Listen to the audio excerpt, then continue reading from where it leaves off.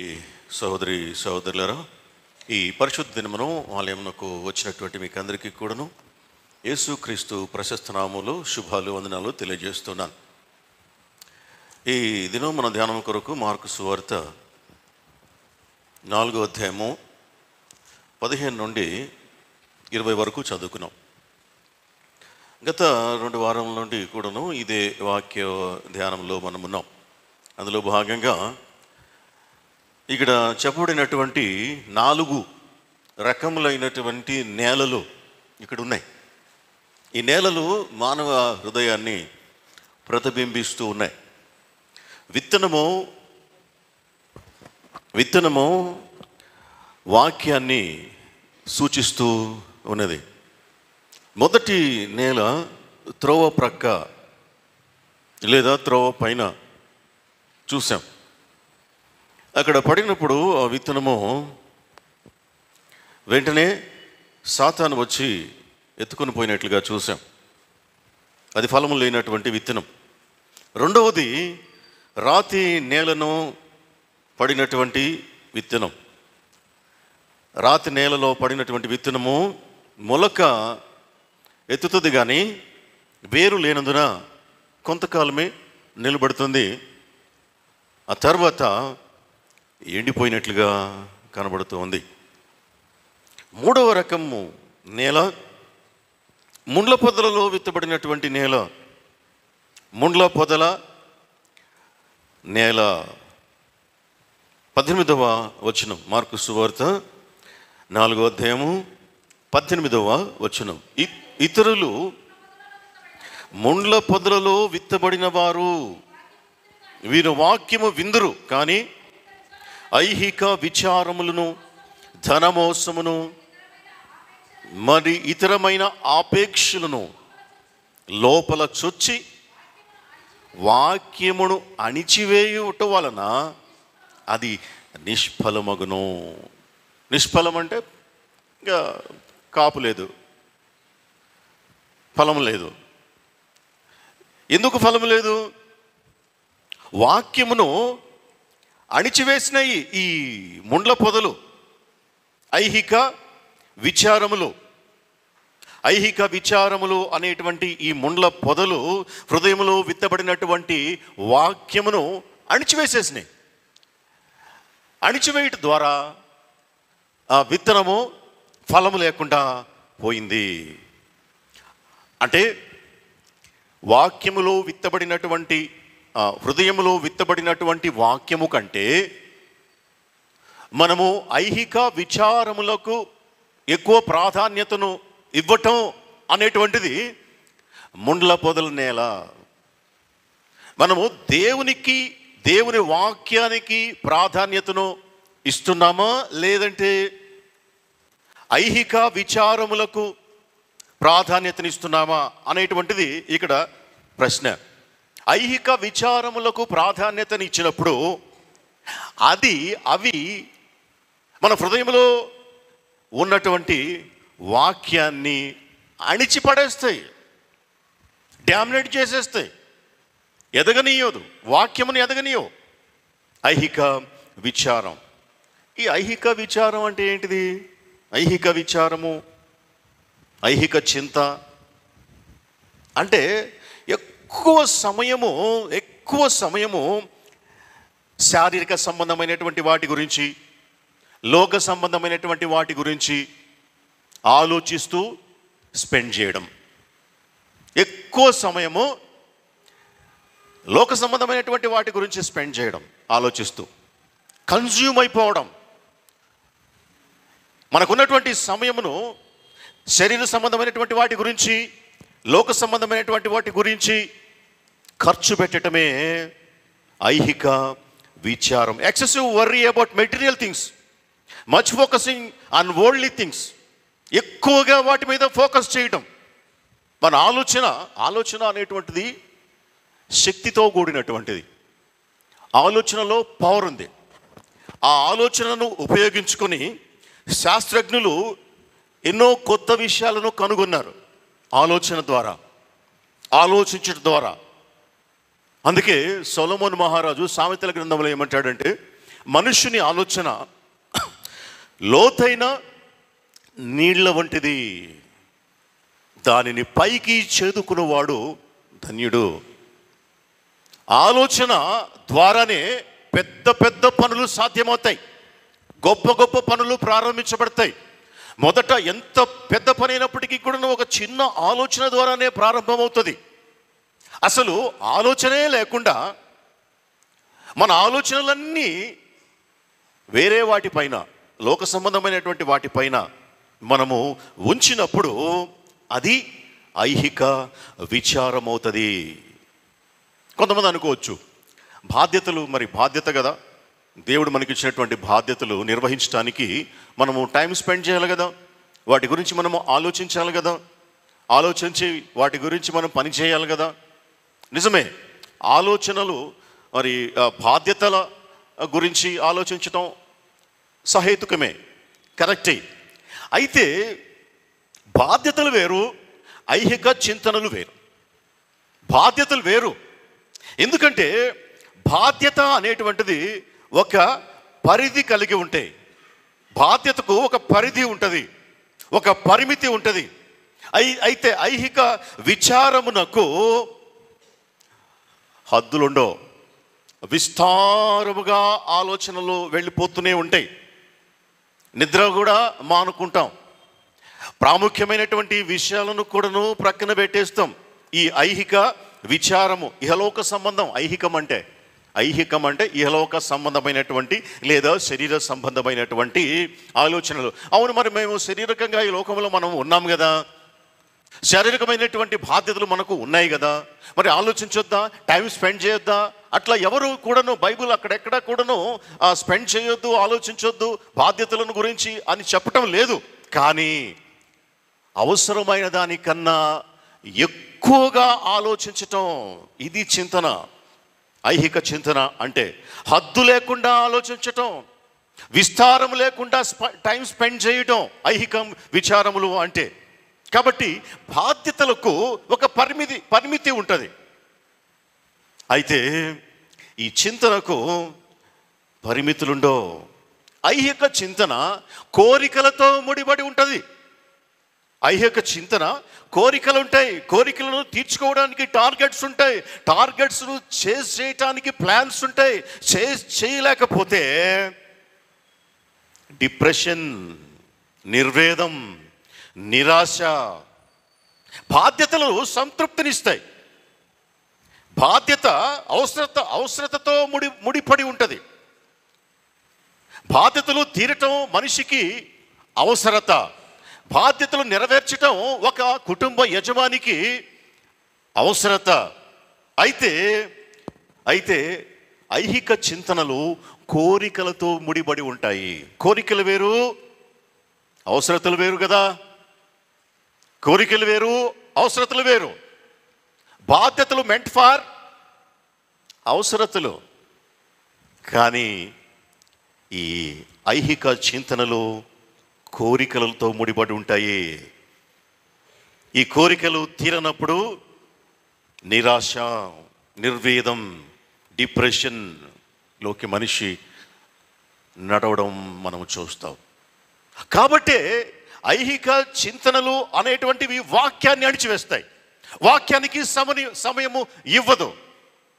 మళ్ళీ చూడొచ్చు, మళ్ళీ పోవచ్చు, ఇంకోసారి పోవచ్చు, ఈ అవకాశం పోతే రాదు. కాబట్టి ఈ ఆత్మీయమైనటువంటి విషయాలను వాయిదా వేసుకుందాం. కాబట్టి మనము ఈ పనిలోనికి వెళదాం, ఈ విషయం గురించి ఆలోచన చేద్దాం. వాక్యం మళ్ళీ చదువుకోవచ్చు, ప్రార్థన మళ్ళీ చేయొచ్చు. ఆలోచనలు చాలాసార్లు సంతృప్తిని ఇస్తాయి, అనేక సార్లు బాధని మిగులుస్తాయి. కాబట్టి ఈ యొక్క చింతనలు అనేటువంటివి వాక్యాన్ని అణిచివేసేటువంటివి. వాటిలో మొదటిది పేరు ప్రతిష్టలు, అధికార వ్యామోహం, వాటి గురించి విచారణ. పేరు ప్రతిష్టలు, అధికార వ్యామోహం. ఇది ఎక్కువగా రాజకీయ నాయకులు, అధికారం కోసం ప్రాకులాడేటువంటి వారిలో మనము చూడొచ్చు. ఎక్కడైనా చూడండి, నాయకులు ఎప్పుడూ కూడాను భక్తిపరులుగా ఉండరు, ఆత్మీయమైనటువంటి విషయాలకు ప్రాధాన్యతని ఇవ్వరు. ఎవరు? రాజకీయంలో నడిచేటువంటి నాయకులు, పాలకులు అసలు దేవునికి ప్రాధాన్యతను ఇవ్వరు. ఎందుకంటే వారి సమయం అంతా కూడాను ఐహికమైనటువంటి ఆలోచనలు, విచారములు. ఏ విధముగా ఈ అధికారం అనేటువంటిది ఒక వ్యామోహం అనేటువంటిది ఒక పిచ్చి. ఈ పిచ్చిలో ఏదైనా చేయటానికి వెనుకాడరు. అన్నం కూడా తినకుండా కానీ దాని వెంట పడతారు, ప్రాకులాడుతారు. అదొక వ్యామోహం.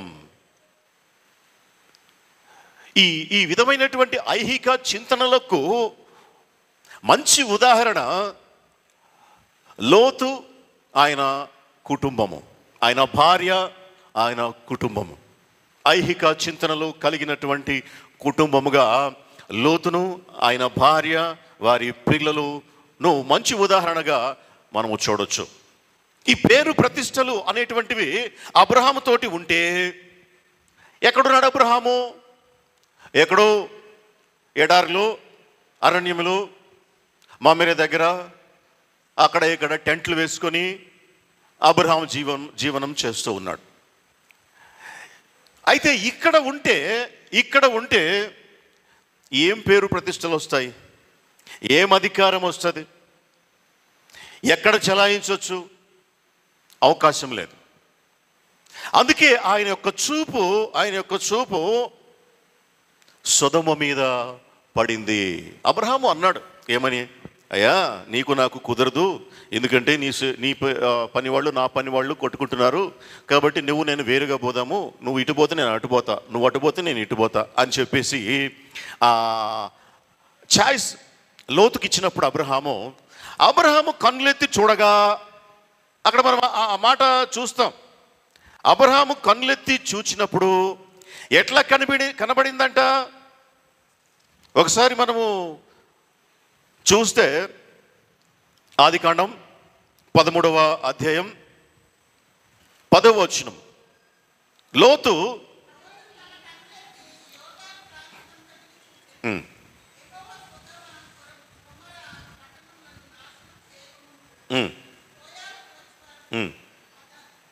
అదంతయు యెహోవా తోట వలెను, ఐగుప్తు దేశం వలెను, నీళ్లు పారు దేశమై ఉండెను. కాబట్టి లోతు తనకు యోర్దాను ప్రాంతమంతటిని ఏర్పరుచుకొని చేశాను. చాలు. లేదు చిన్నాన్న, నేను నీతోటే ఉంటాను అని ఉంటే అది ఎట్లా ఉండేదో తెలీదు. ఓకే, అబ్రహాము చెప్పుండొచ్చు, నేను వేరే పోదాం నువ్వు నేను అని చెప్పేసి. కానీ లోతు వెంటనే తన కన్నులెత్తి చూచెను అని చెప్పి రాయబడింది. నీవు కుడి తట్టుకు వెళ్ళిన ఎడల నేను ఎడమ తట్టుకు వెళ్ళిన నీవు కుడి తట్టును వెళుదునని లోతుతో చెప్పగా 9వ వచనం చివరిలోను. అప్పుడు లోతు వెంటనే కన్నులెత్తి చూచినప్పుడు ఆ ప్రాంతం అంతా కూడాను చక్కగా కనపడింది. ఎందుకంటే ఆయన లేకుంటే వారి యొక్క కుటుంబము ఈ ఐహిక చింతనలో ఎక్కువగా ఉన్నట్లుగా మనం చూడగలం, అర్థమవుతుంది. ఒకవేళ లేఖనము నూతన నిబంధన గ్రంథంలో లోతు గురించి లోతు నీతిమంతుడు అని చెప్పి రాయబడి ఉన్నది, కరెక్టే. కానీ చేసినటువంటి పని, తీసుకున్నటువంటి నిర్ణయం మంచిది కాదు కదా. తను సొదొమ గొమొర్రాకు వెళ్ళిన తర్వాత చాలా బాధపడ్డాడు అని చెప్పేసి లేఖనము తెలియజేస్తుంది. అనుదినము తన యొక్క నీతిగల మనసును నొప్పించుకొనుచు అనేటువంటి మాటను మనము చూస్తాం. ఎందుకు అనుదినము నొప్పించుకోవాల్సి వచ్చింది? నువ్వు వెళ్ళబట్టి, సొదొమకు వెళ్ళబట్టి రోజు నీకు నొప్పి కలిగింది. కానీ ఏమన్నా మార్పు నొందావా? అక్కడి నుంచి ఏమైనా వెకేట్ చేసావా? లేదే, అక్కడే ఉన్నావు.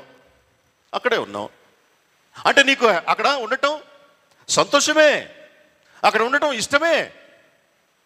అందుకే అక్కడ సెటిల్ అయ్యావు, అక్కడ ఇల్లు కట్టుకున్నావు. నీకు ఇల్లు కట్టుకోవడం ఇష్టం. అబ్రహాంకి ఇల్లు లేదు, అబ్రహాం గుడారంలో ఉన్నాడు. లోతైతే అక్కడ ఇల్లుంది లోతుకి.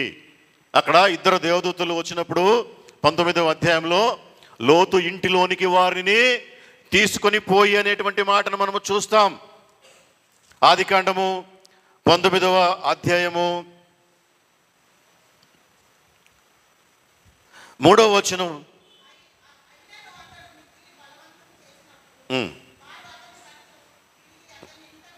అతని ఇంట ప్రవేశించిరి.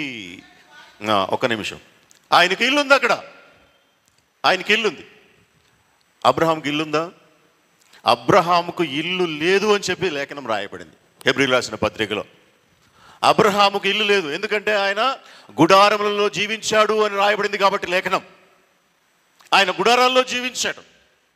లోతైతే ఇల్లు కట్టుకున్నాడు. అబ్రహాము ఎడారిలో ఉన్నాడు, లోతైతే సిటీలో ఉన్నాడు. సొదొమ గొమొర్రా అనేటువంటివి ట్విన్ సిటీస్.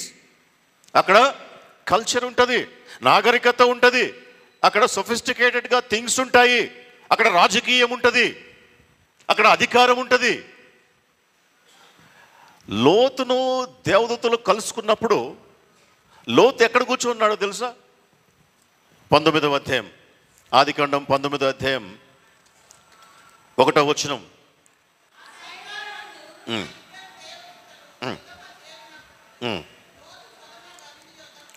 లోతు సొదొమ గవిని యొద్ద కూర్చుంటేను. చాలు చాలు. గవిని అంటే సిటీ బయట. ఆ రోజుల్లో గౌనుల దగ్గర ఏం జరిగేదో తెలుసా? గవిని అనేటువంటిది మార్కెట్ ప్లేస్, గవిని అనేటువంటిది పొలిటికల్ ప్లేస్, గవిని అనేటువంటిది ఇంకా అసాంఘిక కార్యక్రమాలు జరిగేటువంటి స్థలం. అమ్మకాలు కొనడాలు, ఇచ్చి పుచ్చుకోవడాలు, ఇవన్నీ కూడాను అక్కడ సెటిల్ అయ్యాయి.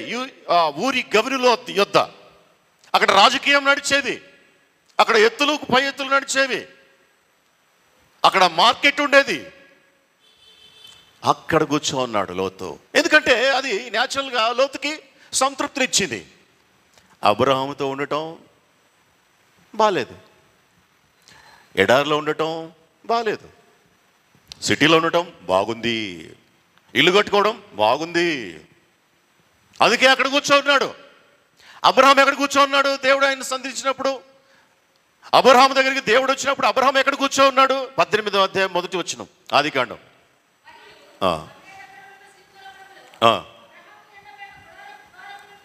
అబ్రహాము ఎండవేళ గుడారపు ద్వారమందు కూర్చుని ఉండగా యెహోవా అతనికి కనపడాడు. దేవుడు ఆయన దగ్గరికి వచ్చినప్పుడు అబ్రహాం ఎక్కడ కూర్చొని ఉన్నాడు? గుడారపు ద్వారమందు కూర్చుండి ఉన్నాడు. తన ఇంట్లో, తన ఇంటి వాకిట, అంటే ఇల్లు అంటే కన్స్ట్రక్టెడ్ బిల్డింగ్ కాదు, గుడారం. గుడారము వాకిట్లో కూర్చొని ఉన్నాడు. ఒక యజమాని ఏం చేయాలో అదే చేస్తున్నాడు, ఎక్కడుండాలో అక్కడే ఉన్నాడు. ఒక యజమానికి ఉన్నటువంటి బాధ్యతను అబ్రహాము నిర్వహిస్తూ ఉన్నాడు. అది కదా బాధ్యత అంటే, అది కదా. అందుకే బాధ్యతలు వేరు, చింతనలు వేరు. బాధ్యతలు సంతృప్తినిస్తాయి, ఐహిక చింతనలు దుఃఖాన్ని మిగిలిస్తాయి.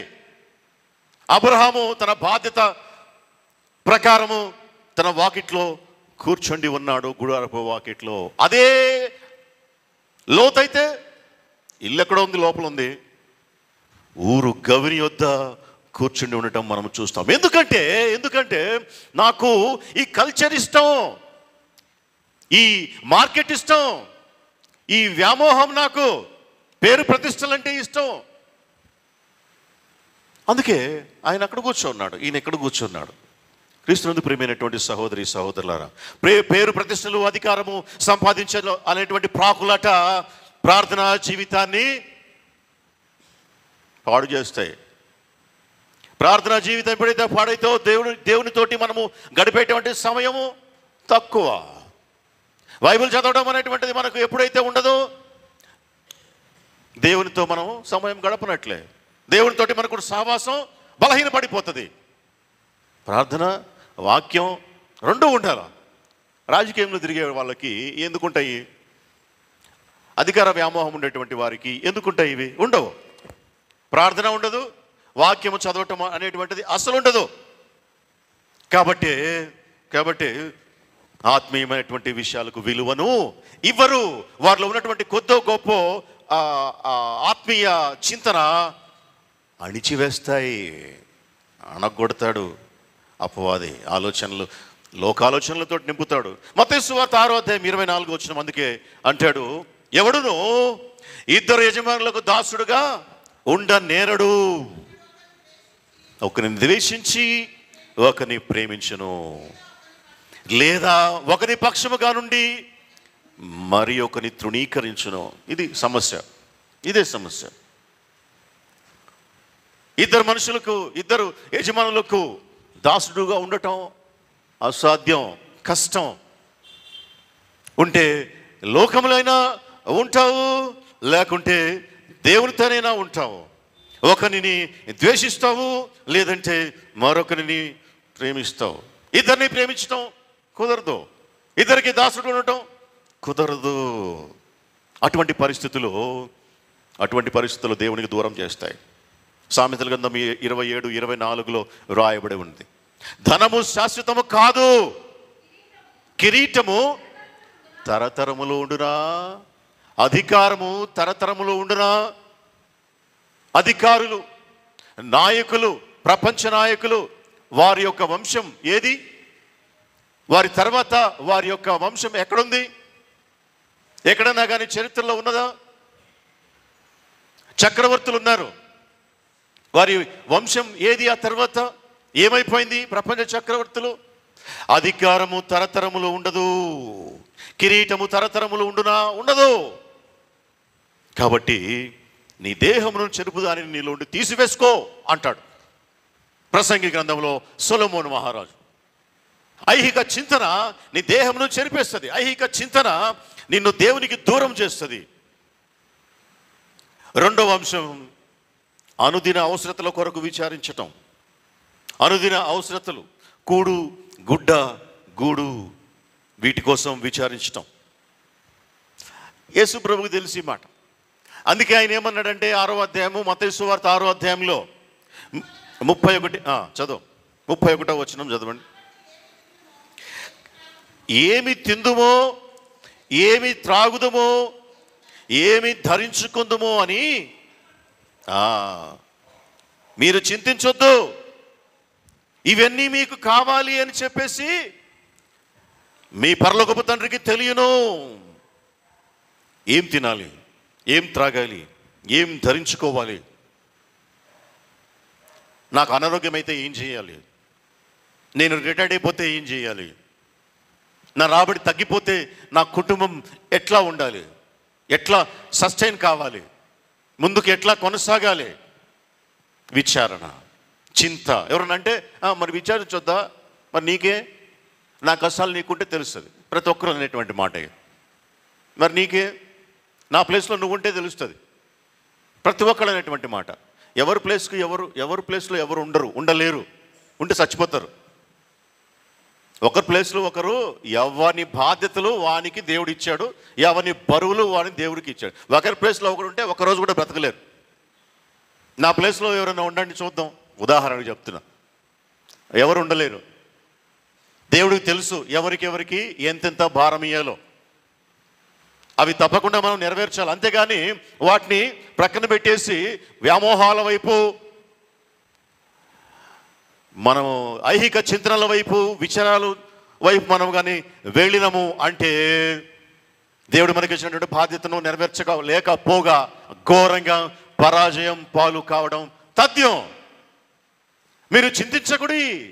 ఇవన్నీ మీకు కావాలని చెప్పేసి మీ పరలోకపు తండ్రికి తెలుసు. ఏమి తిందుమో, ఏమి తాగుదమో, ఏమి ధరించుకుందామో అని మీరు చింతించబాకండి. మీరేమి అనుకొని ప్లాన్ చేసుకొని ఈ లోకంలోనికి రాలేదు. మీరు ప్లాన్ చేసుకొని ఈ లోకంలో నుండి వెళ్ళలేరు. మనకు జీవితంలో మనకు ఎదురైందంతా కూడాను, మనం అనుభవించేది అంతా కూడాను దేవుని దయ, దేవుని కనికరం. ఏది కూడాను మనం ప్లాన్ చేసుకున్నారా? ఎవరైనా ప్లాన్ చేసుకున్నారా? ఆ సమయానికి ఆ ఆలోచన రావడం, ఆ ఆలోచన ప్రకారం ప్రయత్నం చేయడం, ఆ ప్రయత్నం ఫలించడం లేదా విఫలం కావడం, ఇంకొక ప్రయత్నం చేయడం, అది ఫలించింది అనుకోండి అటుపోవడం. ఇదే కదా మన జీవితం, ఇదే కదా మన జీవితం. ఏది కూడాను ప్లాన్ చేసుకొని మనము చెయ్యం. అందుకే దాని గురించి చింతించటం మానుకోవాలా, విచారించటం మానుకోవాలా. ఈ విచారము దేవునికి అగైనెస్ట్గా పనిచేస్తుంది, దేవుని వాక్యంని అణగొట్టేస్తుంది. అందుకే విచారించొద్దు అని చెప్పేసి ప్రభువు అంటున్నాడు. తిండి గుడ్డ. తర్వాతది మూడవ అంశం సక్సెస్. కెరియర్ గురించి,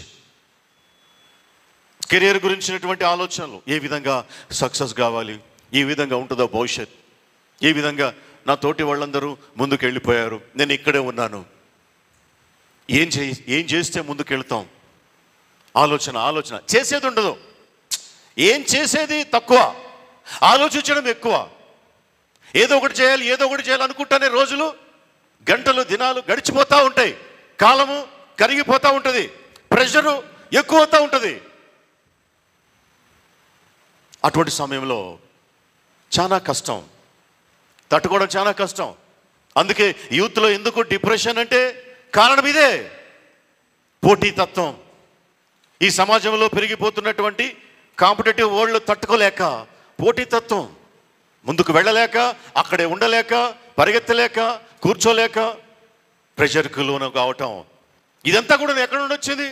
సక్సెస్ కొరకు ప్రాకులాట, కెరియర్ గురించినటువంటి చింతన, విచారం, వ్యాపారం, చదువు, సక్సెస్, వీటన్నిటికీ గురించి సమయము మనము హెచ్చిస్తాం.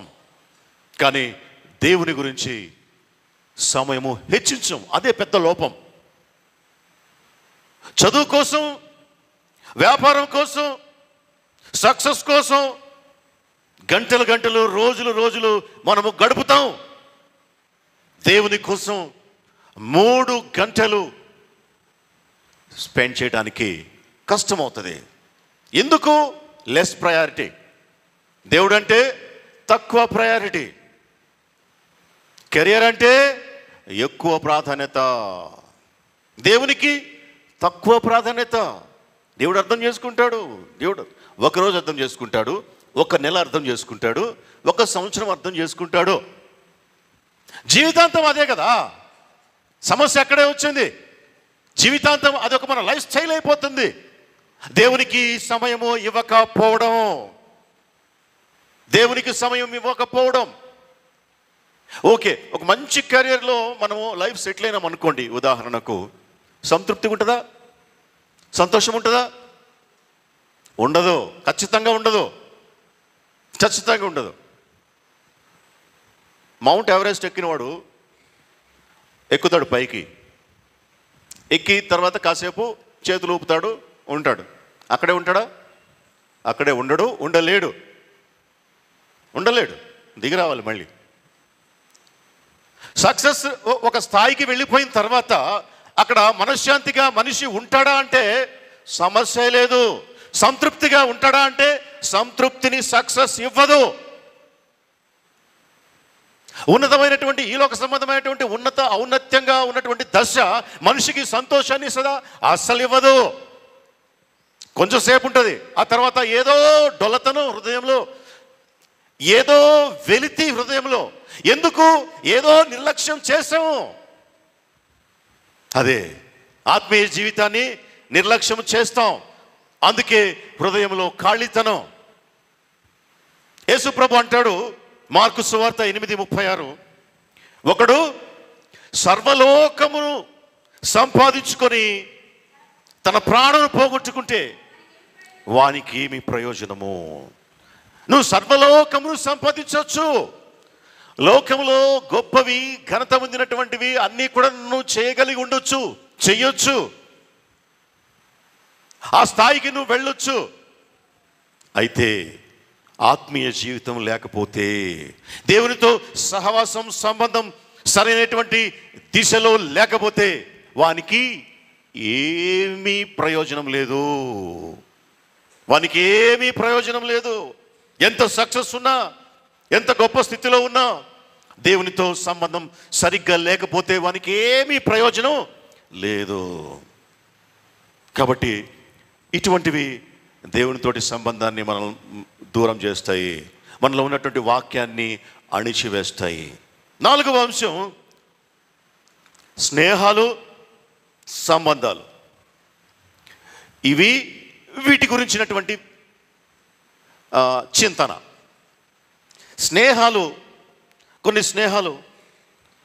కొన్ని రిలేషన్స్ సక్రమంగా ఉండాలి. సక్రమంగా ఉంటే ఆరోగ్యకరంగా ఉంటుంది. కానీ కొన్ని సంబంధాలు, కొన్ని బాంధవ్యాలు, కొన్ని రిలేషన్ చక్కగా ఉండవు. అటువంటిప్పుడు ఏమవుతుంది? చక్కగా ఉండకపోగా వాటి గురించినటువంటి ఆలోచన, వాటి గురించినటువంటి చింతన, దానికి టైం వేస్ట్ చేయడం. టైం మాత్రమే కాదు, మనీ వేస్ట్ చేయడం. మనీ మాత్రమే కాదు, ఆరోగ్యం పోయే, సమయం పోయే, మనీ పోయే, మంచి పొజిషన్ పోయే, నీకున్నటువంటి మంచి ఉన్నతమైనటువంటి స్థితి పోయే, సమయంలో గడిచి అన్నీ కొట్టుకొని పోయే. ఏం లాభం? ఒక సహోదరుడికి చెప్పాను నేను, నీ ఒడిలో నిప్పులుంచుకుంటున్నావు. అది ఫస్ట్లో కాలకపోవచ్చు, తర్వాత కాలుతుంది. జాగ్రత్త. దేవునితోటి నీ సంబంధం సరిగా లేదు. వినుంటే బాగుండేది, వినలేదు. దేవునితో సంబంధం పోయింది, ఇక అన్నీ పోయినాయి. ఎంత విచారం! అపవాది ఏం చేస్తాడు తెలుసా? ఎవడికి ఏది ఇష్టమో అందులో నుంచే వస్తాడు. ఎవడికి ఏది ఎక్కడ బలహీనతో అందులో నుంచే పట్టుకుంటాడు అని కుయుక్తులు ఉన్నాయి అపవాదికి. అపవాది ఏమి అమాయకుడో అజ్ఞానం కాదు కదా.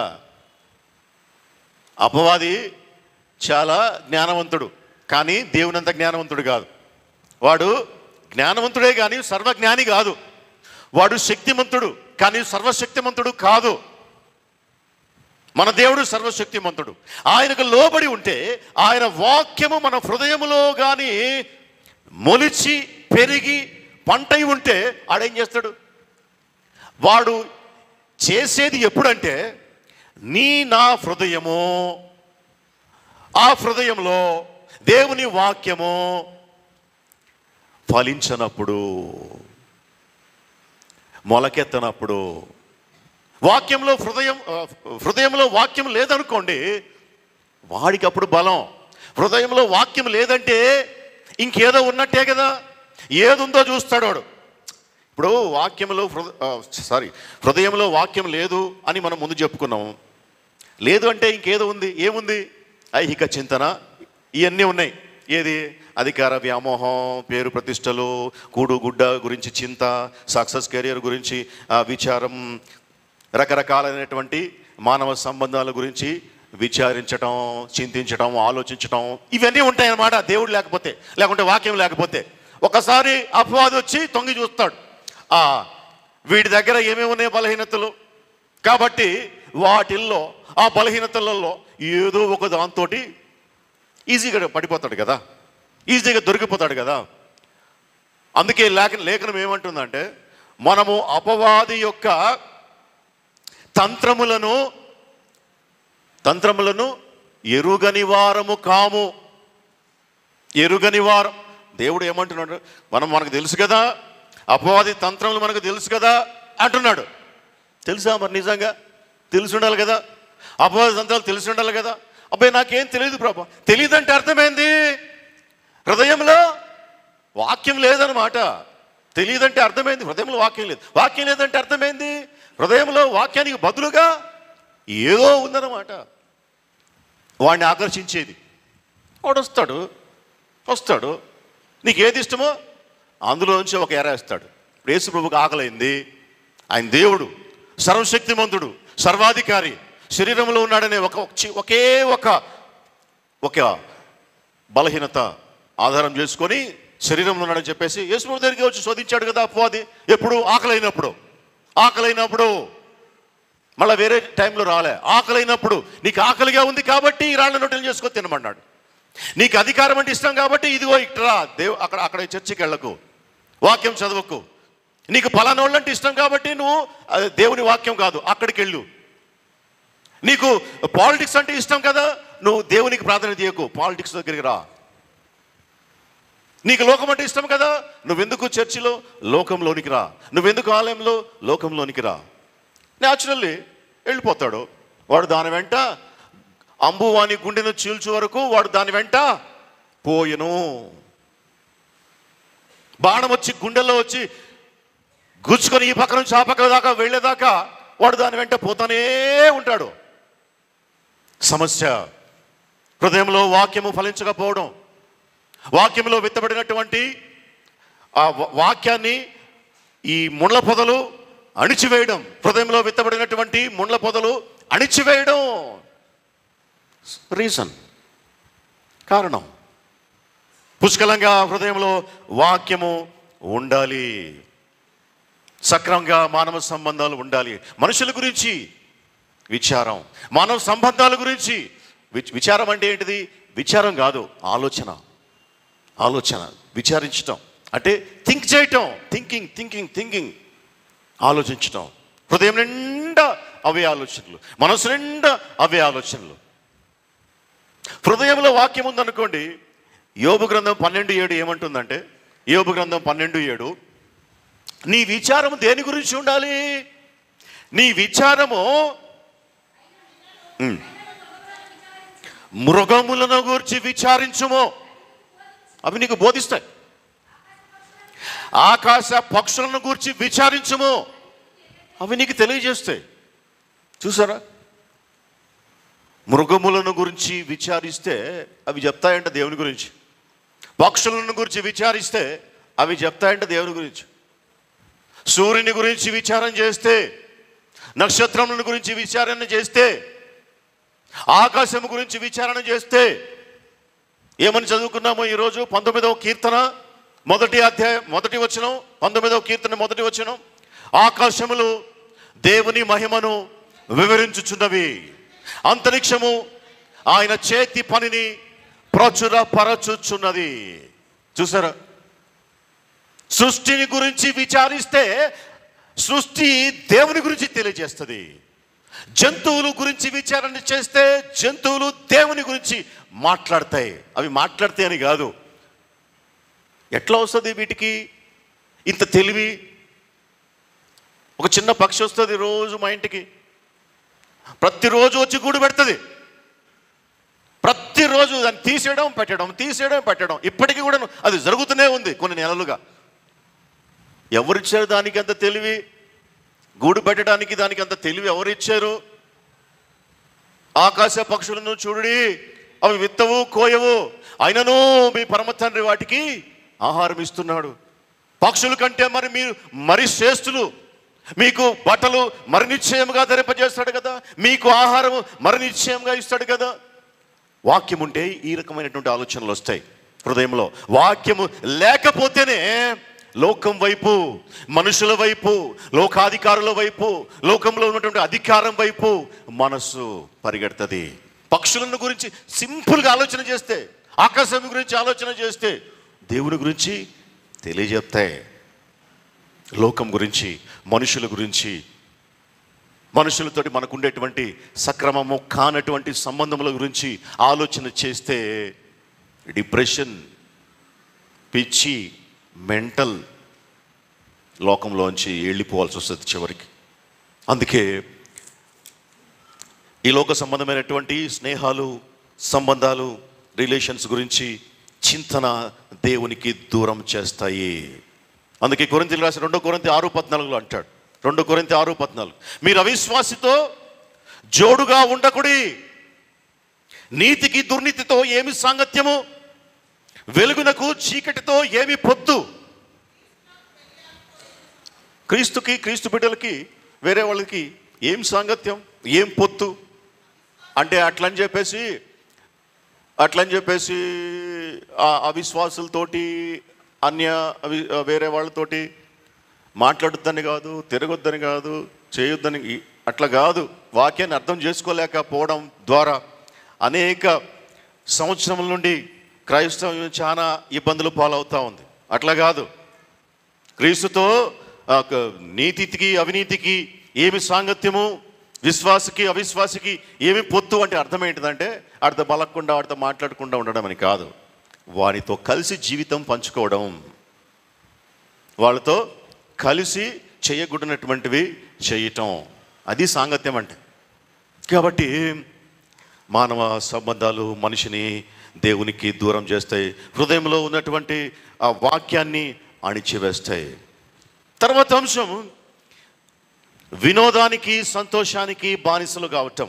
Entertainment and pleasure. ఎంటర్టైన్మెంట్ అంటే చాలా ఇష్టం చాలామందికి. అంటే దేవుని వాక్యము కంటే ఇష్టం, దేవుని కంటే ఇష్టం. అందులో సంతోషం అనిపించాలంటే చాలా ఇష్టం. ఎక్సెసివ్ ఫోకస్ అన్నమాట on movies or social media. ఎక్కువ ఇష్టం. దానికోసం బైబిల్ మూసి పక్కన పెడతాం, దానికోసం ఆలయానికి రాకుండా మానుకుంటాం, దానికోసం హృదయంలో ఒక మంచి చోటిచ్చి వాటిని కూర్చోబెడతాం. ఇది దేవునికి అనుకూలమైనటువంటి విషయం కాదు. ఇటువంటి సందర్భాల్లోనే వాక్యము అణిచివేయబడుతుంది. దేవుని సమయాన్ని దూరం చేసేటువంటివి ఇవి. ఈ మధ్య ఒక పాస్టర్ వస్తూ ఉన్నాడు. 30 సంవత్సరముల నుండి ఆయన సేవ చేస్తున్నాడంట. మహానుభావుడు చాలా పాటలు రాశాడంట 30 ఏండ్ల నుంచి. ఆయనకు విపరీతమైనటువంటి మోజు, ఇష్టం దేనికి? సినిమాలంటే చాలా ఇష్టం ఆయనకి. ఆయన మెసేజ్లో ఖచ్చితంగా కొన్ని సినిమా గురించి ఉంటుంది. ఆయన మెసేజ్లో మెయిన్ సినిమానే ఉంటుంది. సరే ఎట్లనో కట్లా కక్ష చదువుతో దేనితోటో సరే సేవ చేస్తున్నాడు కదా, 30 ఏళ్ళు చేశాడు. రీసెంట్గా మీకు అందరూ తెలిసి ఉంటుంది, ఆ పాట ఒకటి వస్తుంది కదా, బాగా వైరల్ అయిపోయింది ఆ పాట. ఆ పాటను సినిమాకి అమ్మేశాడు, ఒక సినిమాల్లో పెట్టేశారు ఆ పాట. తర్వాత రీసెంట్గా ఆయన ఒక షూటింగ్లో పాల్గొన్నాడు, ఎగురుతున్నాడు, ఆడవాళ్ళతోటి అమ్మాయిలతో ఎగురుతున్నాడు. అయిపోయా, నాశనం అయిపోయా.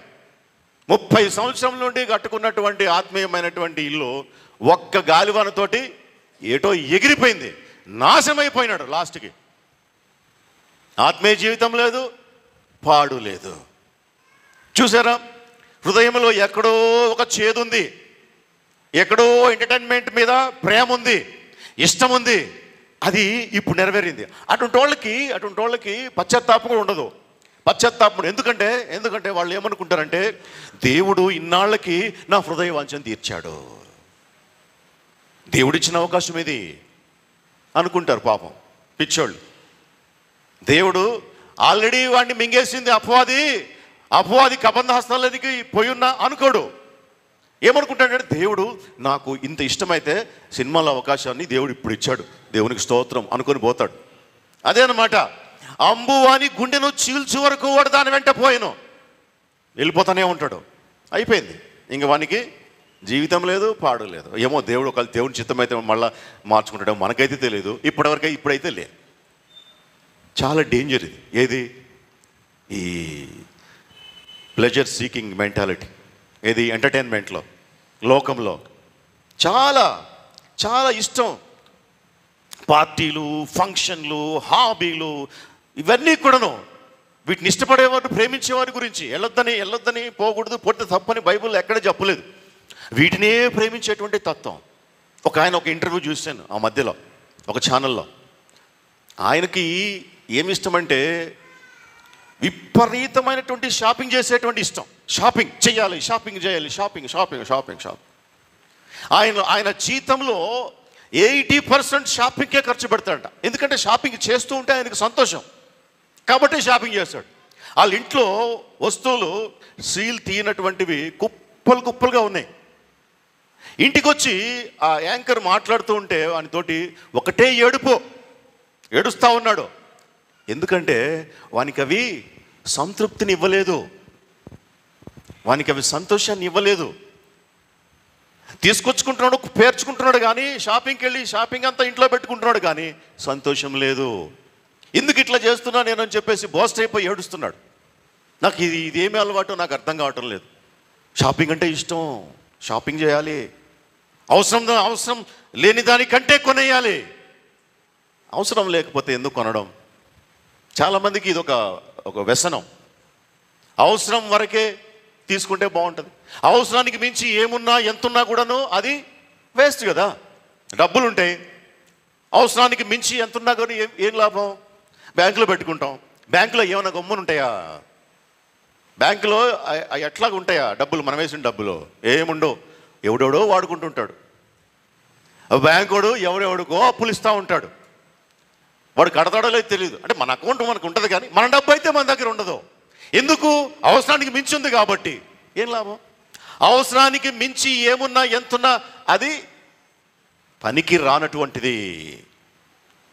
ఈ మోసంలో పడిపోయేసి లోకము కొట్టుకుపోతూ ఉంది, దేవునికి వ్యతిరేకంగా నడుస్తూ ఉన్నది.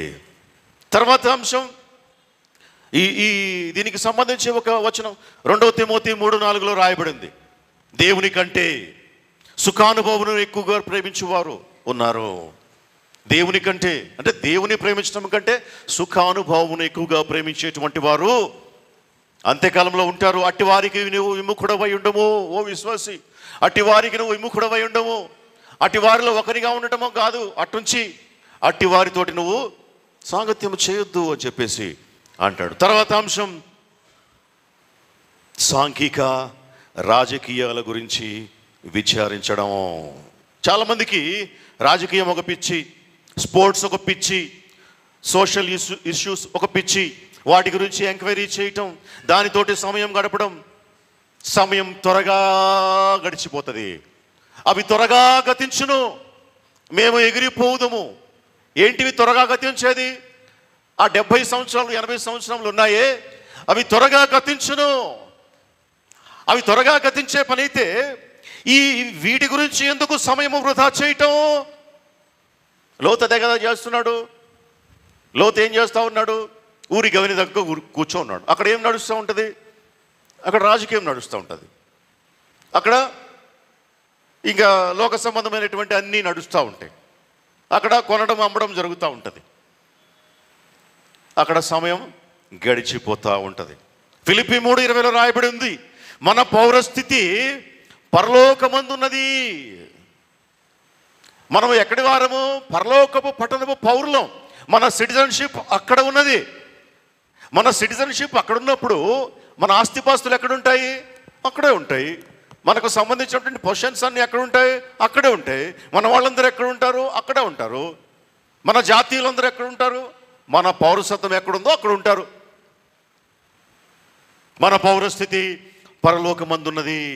కాబట్టి ఈ ఐహిక చింతనల మీద మీరు విచారించటం చేత హృదయంలో వాక్యము అణిచివేయబడుతుంది. తద్వారా నిష్ఫలులు అవుతారు. చివరిగా భవిష్యత్తు గురించి, ఆరోగ్యం గురించి విచారించటం, ఫైనాన్షియల్ స్టేటస్ గురించి, హెల్త్ గురించి, ఫ్యూచర్ గురించి విచారించటం. యేసు చెప్పాడు, మీరు విచారించుట చేత, మీరు చింతించుట చేత మీ ఎత్తు మూరుడు ఎక్కువ చేసుకోలేరు, మూరుడు తక్కువ చేసుకోలేరు. యేసు చెప్పాడు. చింతించుట ద్వారా ఏమీ కూడా వర్కౌట్ కాదు. విచారించుట చేత ఒక్క ప్రాబ్లం కూడా సాల్వ్ కాదు. భయపడొద్దు. ఆర్థికంగా భయపడొద్దు, ఆత్మీయంగా భయపడొద్దు, ఆరోగ్యం విషయంలో భయపడొద్దు. నా ఫ్యూచర్ స్టెబిలిటీ కలిగి ఉంటుందా లేదా అని చెప్పేసి మీరు ఆలోచన చెయ్యొద్దు. అట్లా ఆలోచన చేయటం ద్వారా ఫ్యూచర్ ఏమన్నా బాగొద్దా? మీ ఫ్యూచర్లో ఏమన్నా మంచిగా చేసుకోగలుగుతారా? చేసుకోలేరు. చేసుకోలేకపోగా ప్రజెంట్ దెబ్బతినిపోతుంది, వర్తమానం పాడైపోతుంది. ఫ్యూచర్ గురించి ఆలోచన చేసి నిద్ర అనుకుంటే నీ ప్రజెంట్లో నువ్వు అనారోగ్యం పాలైపోతావు, దెబ్బతినిపోతావు. అట్లా ఉండొద్దని చెప్పి ప్రభు అంటున్నాడు. యెషయా గ్రంథం 41లో మనకు ఒక గొప్ప వాగ్దానం దేవుడు అనుగ్రహిస్తూ ఉన్నాడు. యెషయా గ్రంథం 41:10.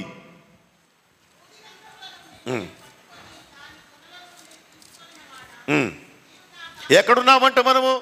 ఎక్కడో ఉన్నాం, ఎక్కడో ఉన్నాం. భూదిగంతములు అంటే ఎక్కడో మూలలో ఉన్నాం. అటువంటి మనలను ఏం చేసుకున్నాడంట? పిలుచుకున్నాడు. తన ఉన్నతమైనటువంటి పిలుపుతోటి మనలను పిలిచాడు. మనల్ని పిలిచినటువంటి దేవుడు నమ్మదగినటువంటి వాడు, సర్వశక్తివంతుడు. ఆయన మాట్లాడుతున్నాడు. మనల్ని పిలిచినటువంటి దేవుడు మనతో మాట్లాడుతున్నాడు.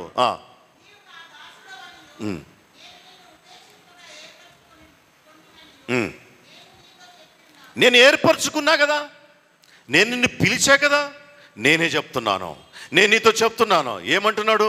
నేను నీకు తోడై ఉన్నాను, భయపడకుము, నేను నీ దేవుడనై ఉన్నాను, నిన్ను పుట్టించినటువంటి వాడిని, నిన్ను పోషించేటువంటి వాడిని. దిగులు పడకము, నేను నిన్ను బలపరుతును, నీకు సహాయము చేయువాడను నేనే. నీతి అను నా దక్షిణ హస్తముతో నిన్ను ఆదుకొందును. చూసారా ఎంత గొప్ప వాగ్దానం దేవుడు మనకి ఇస్తూ ఉన్నాడు. ఇప్పుడు దేవుని వాగ్దానము గురించి మనము నమ్మాలి అంటే ఏం కావాలి? అంతకుముందు హృదయంలో వాక్యము నాటబడి ఉండాలి, అది పెరిగి పెద్దది కావాలి, అది ఫలించాలి. ఇప్పుడు సమస్య ఎక్కడ వస్తూ ఉంది? ఇప్పుడు ఈ వాక్యము చదివినప్పుడు మామూలుగా ఎందుకు అనిపిస్తూ ఉంది మనకి? కారణం ఏమంటే హృదయంలో పరిస్థితి ఎట్లా ఉంది?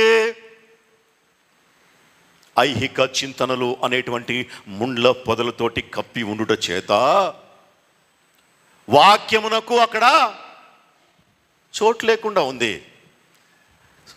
సామాన్యంగానే అనిపిస్తూ ఉంది. వాక్యం విన్నా కూడా ధైర్యం రావడం లేదు, వాక్యం విన్నా కూడా బలం రావడం లేదు.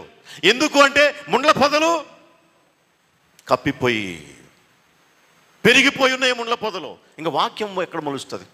వాక్యం ఎక్కడ ఫలిస్తుంది? వాక్యము ఫలించినప్పుడు ధైర్యం, వాక్యము మొలకెత్తి పెరుగుతూ ఉన్నప్పుడు నమ్మకత్వం పెరుగుతుంది ఇంకా దేవుని పైన. ఆయన ఏం మాట్లాడినా కూడాను ధైర్యంగా ఆ వాగ్దానం తీసుకొని ముందుకు వెళ్ళటానికి అవకాశం ఉంటుంది. ఆయన చాలా మాట్లాడుతున్నాడు, ఎన్నో వాగ్దానాలు, ఎన్నో వాక్యాలు వస్తూ ఉన్నాయి. కానీ ఇక్కడ ఏమున్నాయి? ముండ్ల పొదలు ఉన్నాయి, ఐహిక చింతనలు ఉన్నాయి, ఐహిక విచారాలు ఉన్నాయి. అందుకే ఆ వాక్యము హృదయములో నాటబడటం లేదు, నాటబడినా మొలవటం లేదు, మొలిచినా ఎదగడం లేదు, ఎదిగినా ఫలించటం లేదు. ముండ్ల పొదలు వాక్యాన్ని అణిచివేస్తూ ఉన్నాయి. అందుకే అటివాడు నిష్ఫలుడు అగును, నిష్ఫలుడు అగును. క్రీస్తునందు ప్రియమైనటువంటి సహోదరి సహోదరులారా, దేవుడు మనకిచ్చినటువంటి వాగ్దానాలు చాలా ఉన్నాయి. ఎందుకు మనం స్వతంత్రించుకోలేకపోతా ఉన్నాం? ఎందుకు మనకు ధైర్యం రావట్లేదు? ముండ్ల పొదలు. ఇంకొక అంశం కూడా ఉంది. ఐహిక చింతనల తర్వాత ధనమోసం అనేటువంటిది ఉంది. ధనమోసం. ధనం మోసమా? ధనం మోసకరమైందా? ధనం ఎప్పుడు మోసకరమైంది కాదు. ధనము మోసకరమైంది కానే కాదు. అయితే ధనము ఎప్పుడు మోసకరంగా మారుతుందంటే ధనమును వినియోగించుకోవాలి, ధనమును మనము ఉపయోగించుకోవాలి. Money is a good servant but bad master. ఎప్పుడైతే మనము ధనాన్ని ఉపయోగించుకోకుండా ధనమే మనలను ఉపయోగించుకుంటూ ఉందనుకోండి, అప్పుడేమవుతుంది? మహా చెడ్డదవుతుంది. అందుకే ధనమోసం అన్నాడు. ధనమోసం అన్నాడు.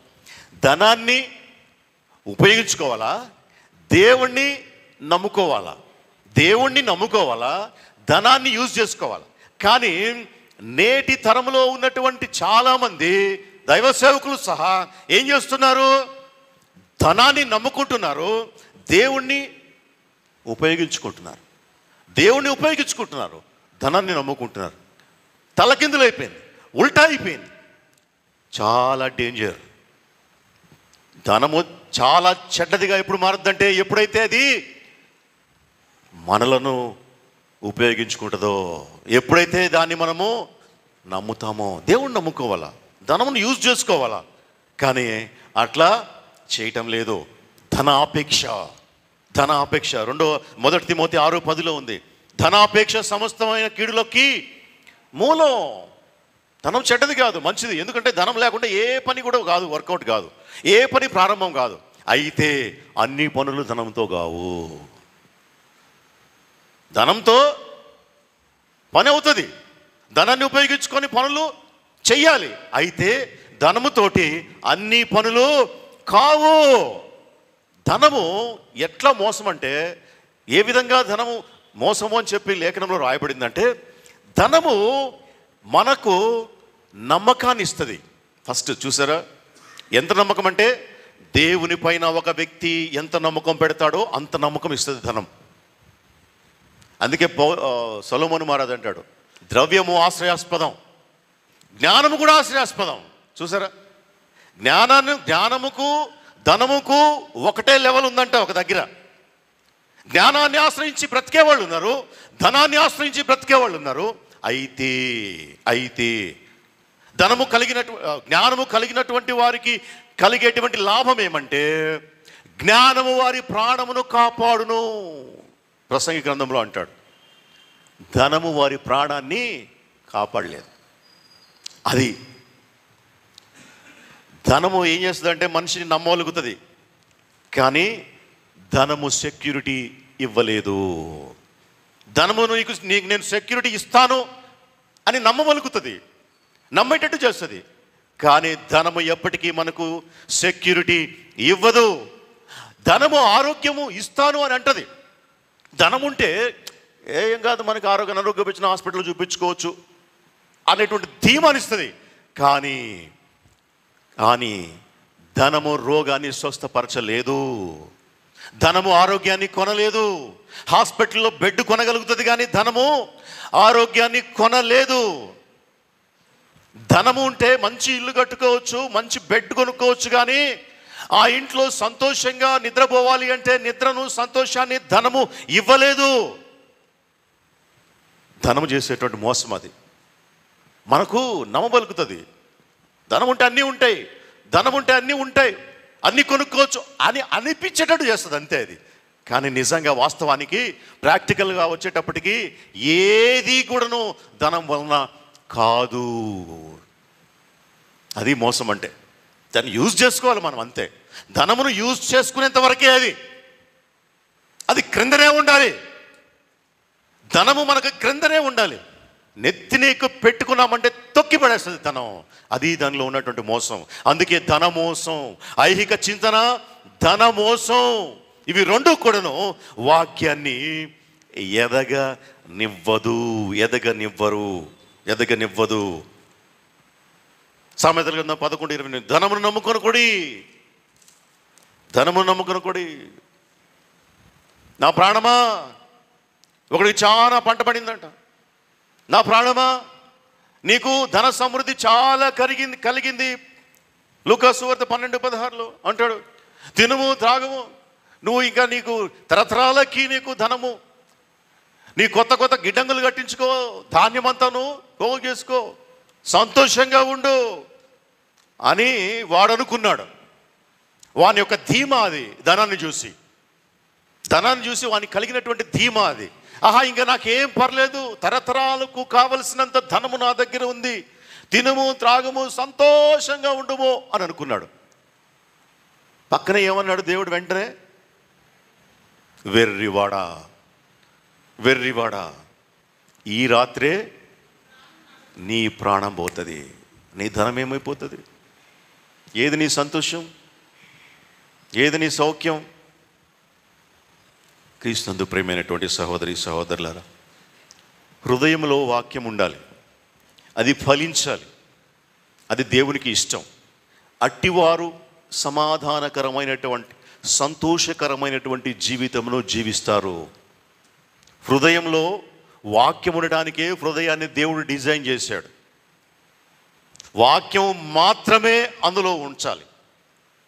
మిగతావన్నీ హృదయంలోనికి తీసుకుంటే ఏమవుతుంది? ఇలాగనే అవుతుంది.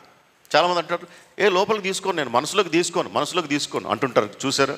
లోపలికి తీసుకోను నేను, అందుకే ఇంత హ్యాపీగా ఉంటా అంటుంటారు. చూసారా?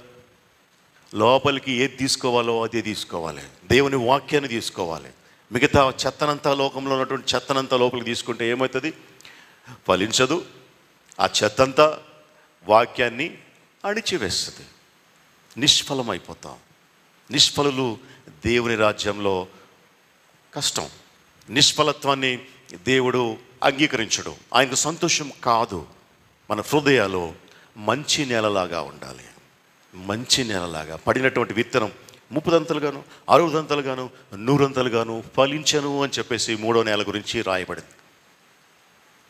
ఫలించేది దేవునికి ఇష్టం. మనం ఫలిద్దాం.